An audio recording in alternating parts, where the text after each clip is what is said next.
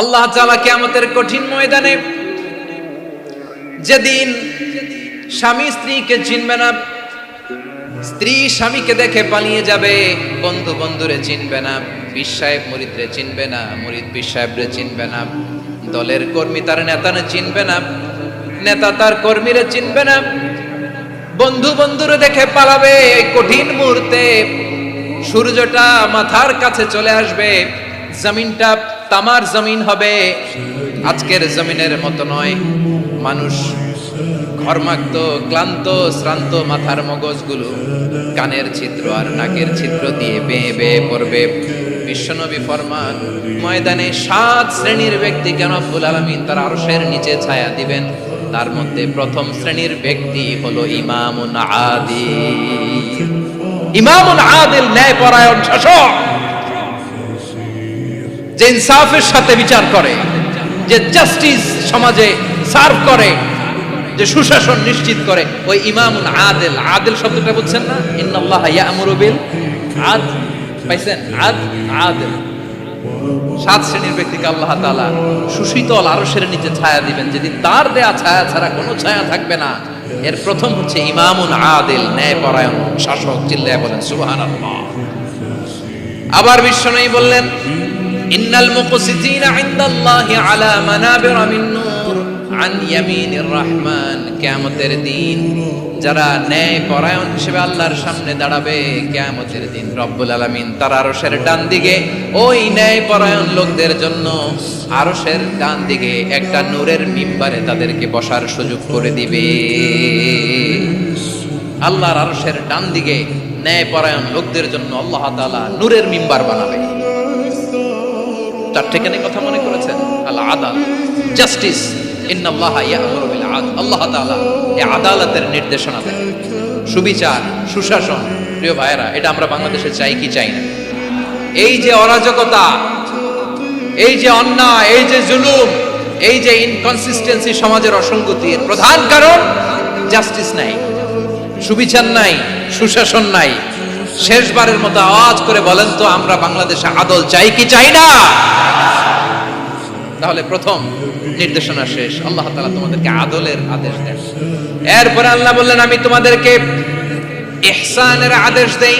ইন্নাল্লাহা ইয়া'মুরু বিল আদলি ওয়াল ইহসান। আমি তোমাদেরকে যেমনি আদলের নির্দেশনা দেই, তেমনি ভাবে তোমাদেরকে ইহসানের নির্দেশনা দেই। ইহসান, আওয়াজ করে সবাই বলেন তো ইহসান। সবাই বলেননি, সবাই বললে এতটুকু আওয়াজ হবে আমি বিশ্বাস করি না। আওয়াজ করে বলুন আল ইহসান।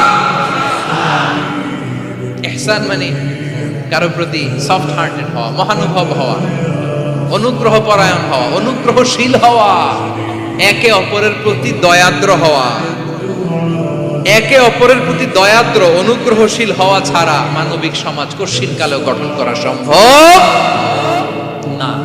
প্রিয় ভাইয়েরা, সুন্দর আচরণ দিয়ে, ইহসান দিয়ে যা জয় করা যায়, নরম আচরণ দিয়ে যেটা অর্জন করা যায়, কঠোরতা দিয়ে সেটা পারা যায় না।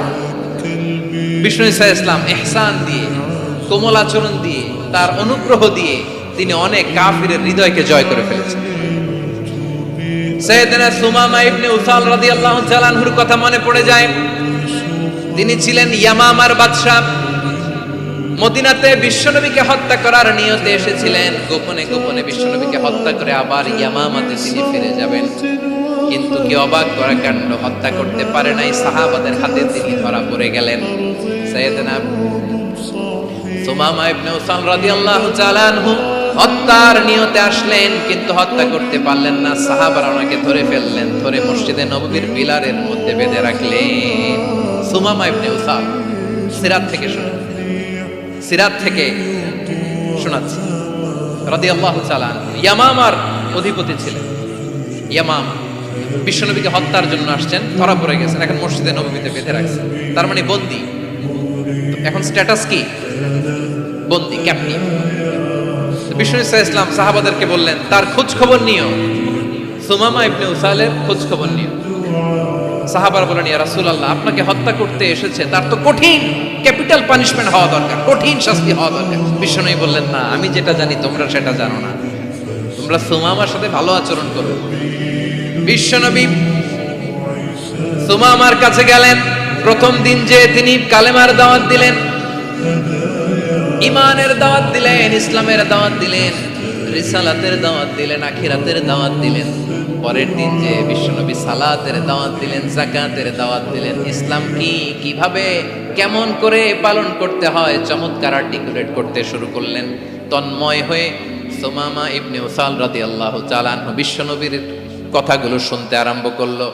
একদিন নয়, 2 দিন নয়, টানা 3 দিন বিশ্বনবী সুমামার কাছে ইসলামকে প্রেজেন্ট করেছেন, উপস্থাপন করেছেন। আওয়াজ করে বলেন, কয় দিন? 3 দিন। 3 দিন মসজিদে নববীতে বাধা। আর সাহাবীদেরকে বললেন, তার খোঁজ খবর নিও, তোমরা যে রুটি বানাও এর মধ্যে সবচেয়ে ভালো আটার রুটিটা তারে দিও, সবচেয়ে রিফাইন্ড খেজুর, যেটা পিওর খেজুর, এটা তারে দিও। আর বিশ্বনবী নিজের উট থেকে দুধ দহন করে ওনার বাড়ির এক কর্মচারীকে বলেছেন দুধ দহন করে সুমামার জন্য নিয়েছে। সুবহানাল্লাহ পড়বেন না? সবাই তো অবাক, ইয়ামামা থেকে আসছে নবীকে হত্যা করতে, বিশ্বনবী দেখে তারে জামাই আদর করে, তাকে মজার মজার খাবার দিও, দুধ দিও, আদর আপ্যায়ন করো। একদিন নয়, 2 দিন নয়, টানা 3 দিন বিশ্বনবী এভাবে সুমামার কাছে যে ইসলামকে প্রেজেন্ট করতে আরম্ভ করলেন, ইসলামকে উপস্থাপন করতে শুরু করলেন। আর তাকে চমৎকার এন্টারটেইনমেন্ট, আপ্যায়ন দিতে আরম্ভ করলেন। টানা 3 দিন যখন ইসলামের দ্য বিউটিজ অফ ইসলাম, ইসলামের সুমহান বাণী, সৌন্দর্য তার কাছে উপস্থাপন শেষ, তাকে আপ্যায়ন শেষ, বিশ্বনবী বললেন সাহাবাদেরকে, যাও এবার সুমামার হাতের পায়ের রশি দুটো খুলে দাও। সাহাবারা বললেন, ইয়া রাসূলুল্লাহ, কি বলেন আপনি? ও তো হত্যাকারী, সুযোগ পায় নাই, আপনারে মারতে পারে নাই, ছেড়ে দিলে আবার ও আপনার উপর তলোয়ার নিয়ে ঝাঁপিয়ে পড়বে। নবী, এই সিদ্ধান্ত আপনি নিতে যাবেন না। বিশ্বনবী বললেন, যেটা বলেছি সেটা করো, সুমামার রশিগুলো ছেড়ে দাও, সুমামার হাতে পায়ের রশিগুলো যে তোমরা খুলে দাও। সাহাবারা তর্ক জুড়ে দিলেন, লা ইয়া রাসূলুল্লাহ, এমনটা করবেন না, তো ভয়ঙ্কর ভয়ঙ্কর খুনি, কি জানি কি হয়ে যায়। বিশ্বনবী বললেন, না, তার হাতে পায়ের রশিগুলো খুলে দাও। সাহাবারা বিশ্বনবীর কথা মতো তার হাতে পায়ের রশিগুলো খুলে দিল। সুমামা মুহূর্তের মধ্যে মসজিদে নববী থেকে বের হয়ে ইয়ামামায় ফিরে না যে মসজিদে নববীর পাশে একটা খেজুর বাগান ছিল, সেখানে চলে গেলেন। সেখানে একটা ছোট্ট কুয়া ছিল, কুয়ার পানি দিয়ে তিনি গোসল করলেন। সুবহানাল্লাহ পড়েন। কুয়ার পানি দিয়ে গোসল করে মসজিদে নববীর সামনে এসে বিশ্বনবী এবং সাহাবাদের সামনে দাঁড়িয়ে সাব্বাবা উঁচু করে বললেন, আশহাদু আল্লা ইলাহা ইল্লাল্লাহ ওয়া আশহাদু আন্না মুহাম্মাদান আবদুহু ওয়া রাসূলুহু। আল্লাহু আকবার। আমি সাক্ষ্য দিচ্ছি আল্লাহ ছাড়া কোনো ইলাহ নাই, আর মুহাম্মদ আল্লাহ তাআলার প্রেরিত বান্দা এবং রাসূল। প্রিয় ভাইরা, ইহসান দিয়ে যা জয় করা যায়, কঠোরতা দিয়ে সেটা কঠিনকালেও জয় করা যায় না। আওয়াজ করে বলেন, ঠিক কি না? এবার সুমামা দাঁড়িয়ে বলে, ওগো নবী, আমি তো কালিমা পড়ে মুসলমান হয়ে গেলাম, এবার শোনেন, এই মুহূর্তের আগে আপনার চেহারার চাইতে নিকৃষ্ট কোনো চেহারা আমার কাছে ছিল না, কিন্তু শাহাদা পাঠ করার পরে আপনার চেহারার চাইতে উত্তম শ্রেষ্ঠ কোনো চেহারা আমার কাছে আর নাই। ও নবী, আজকের দিনের আগে ইসলাম ধর্মের যে নিকৃষ্ট অপছন্দনীয় কোনো ধর্ম আমার কাছে ছিল না, কিন্তু এই মুহূর্ত থেকে ইসলামের যে সেরা শ্রেষ্ঠ পছন্দনীয় কোনো ধর্ম আমার কাছে নাই। নবী গো, আজকের দিনের আগে মদিনার চাইতে অপছন্দনীয় নিকৃষ্ট কোনো শহর আমার কাছে ছিল না, কিন্তু এই মুহূর্তের পর থেকে মদিনার চাইতে কোনো শ্রেষ্ঠ শহর আমার জানা নাই।